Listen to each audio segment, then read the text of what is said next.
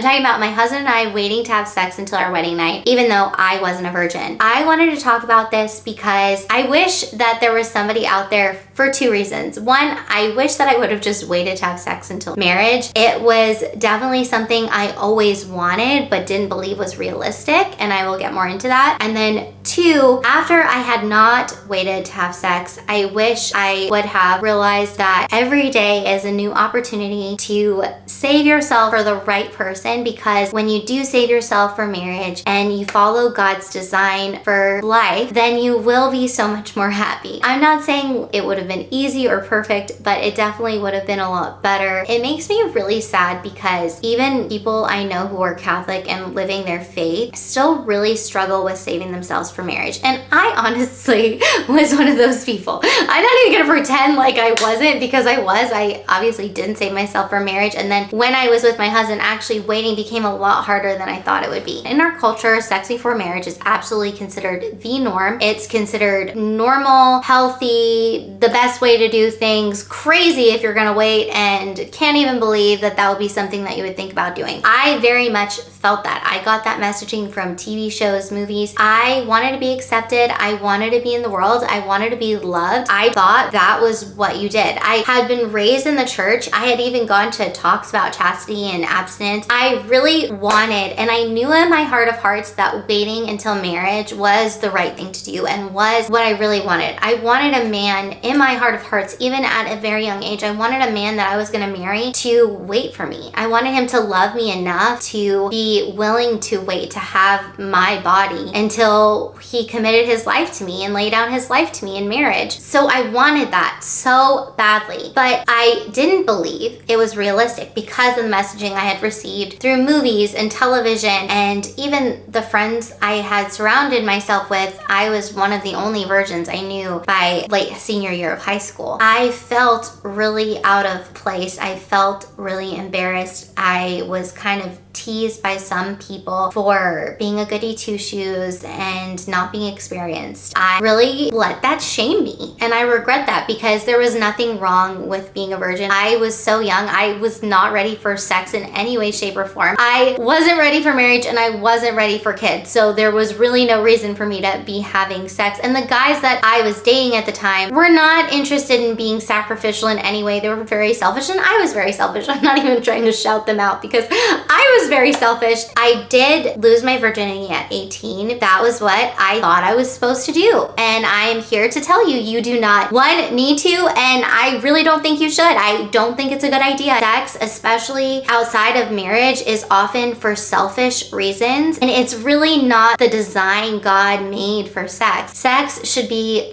self-giving, should be loving, should be sacrificial. Both people should be submitting themselves to the other person because they love them and want to lay down their life for that person. They would do anything for them. That's how sex should be. That is what God intended sex to be, and it is so beautiful. There is no shame in sex. It's so beautiful when you're having sex with someone that has promised in front of your whole family to take care of you and give their life for you if needs be. When you marry someone that really means those things, like I did, when you have sex with a person that's willing to give you everything and then satisfy themselves, then sex is always going to be a great thing. But when you have sex in the world, often it's about pleasuring yourself and being selfish, and ends up being emptying. It empties you out instead of filling you up. That was my experience. I was seeking love, thought that the only way I could get love was by compromising this belief that I had. It led me to relationships that were not life-giving. And also the other thing with sex, with sleeping with someone before marriage, is it is a bonding agent, creates bonding hormones. When you're sleeping with a partner that maybe isn't a good partner for you, maybe isn't somebody that you should be considering marrying or committing your life to, but you're having this bonding agent, so it's blinding you to a lot of the problems in the relationship.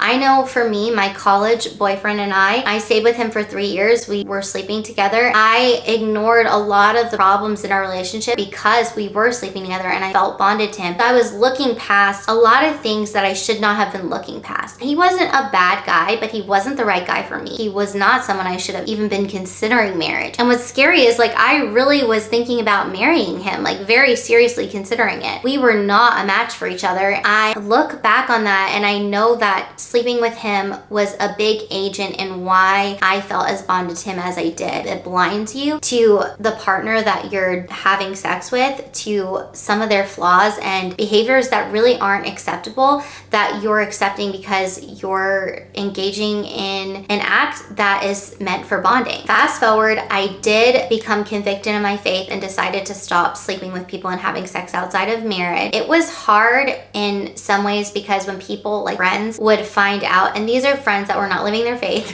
when friends would find out, they would act like it was very weird and made me feel like a little bit like an alien or like there was something wrong. But there is nothing wrong with you if you're not having sex outside of marriage. It is the right thing to do. And I wish that I hadn't let that affect me as much as it did. The fact that they were making me feel weird for walking with God and trying to follow God's plan for my life should have told me we probably weren't a match for friendship. Now, that's not to say that there aren't people that I'm friends with that don't agree, but the people that made me feel bad about it, those were not people I should have been continuing to spend time with. Here's the thing, your friends do not have to live the same lifestyle as you do. They don't have to choose the same choices as you do. But if they're shaming you for doing something that you believe is right, you should not be surrounding yourself with them. I'm very susceptible to people I spend time with, for better or for worse. I really started feeling shame about it. I did falter. I engaged in sexual relationships with people that I regret now. Like, I really regret.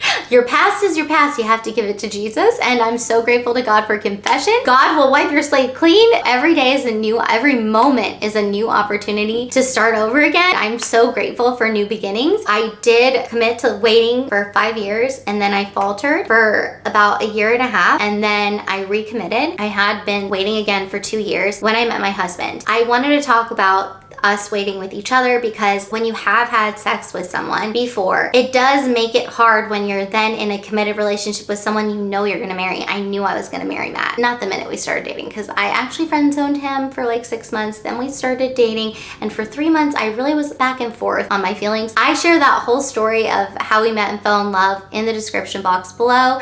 I will link it. It's, I think, a good video because I love my husband and he and I do it together. We were dating at the time when we filmed that video, but I knew we were gonna get married. It was like very evident. Actually, God showed me a sign that my husband was gonna be my husband, and I will link that video down below too. That honestly is the most epic thing that's God's ever done for me, other than bringing my husband into my life. I highly recommend you watch it because it brings all the feels. It just makes me so happy. God really confirmed that Matthew was my husband, so I knew I was gonna get married to him. Even if God hadn't given me that, it was just right. When it's right, it's right. And I actually share how I knew my husband was the one too, so I will link that in the description box below, because I know people get frustrated with that. I tried to give really concrete reasons so that you can feel a little bit more guidance if you're curious.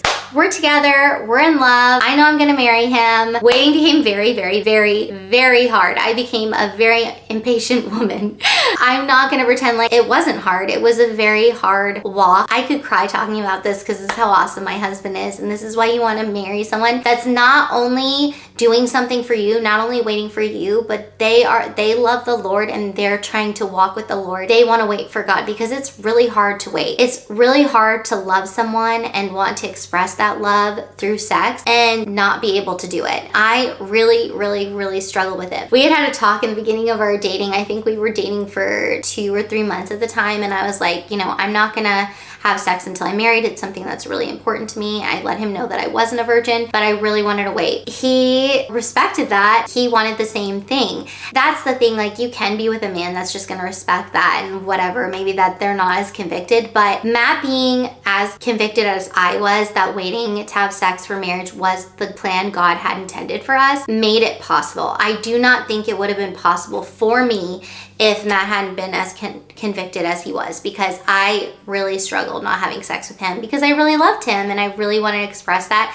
and I had already had sex. I think that's another reason why keeping your virginity if you haven't had sex is so important, because when I was a virgin, it was a lot easier to stay a virgin. But after I was a virgin, it was a lot harder to stay abstinent and chaste. I had to pray about it a lot and really had to give those desires to God. I know some friends that have put parameters in place. Like, I have 2 friends that didn't make out before marriage because making out does, actually I know multiple people that didn't do that because it gets the passions going and it makes it really hard to stop. Matt and I did make out. Kissing is a thing for us. We really like kissing. Not that they don't like kissing the people that didn't, but whatever. We did. It did make things harder. Not going to the other person's home and being alone and making out. If you want to make out, maybe make out in a place that you could not continue things further. Prayer, having someone that's also as committed, that's willing to tell you no when you're really having a hard time, is a good thing and really helpful. If you do end up sleeping with the person that you're trying to wait with, both of you go to confession. Going to confession regularly during this time and receiving as many graces as you can really helps. Say you maybe went a little bit farther than you should have, even if you didn't have sex. Going to confession, receiving the sacraments, you want to make sure you're in a state of grace because you need the graces from God to get you to the altar without having sex. I'm so grateful to God we waited. Our wedding night was really special. I want to front some common arguments that people use for not waiting. And one of them is try before you buy, which is so gross. The whole idea behind that is that you need to know what someone's like in bed before you could commit your life to them, which is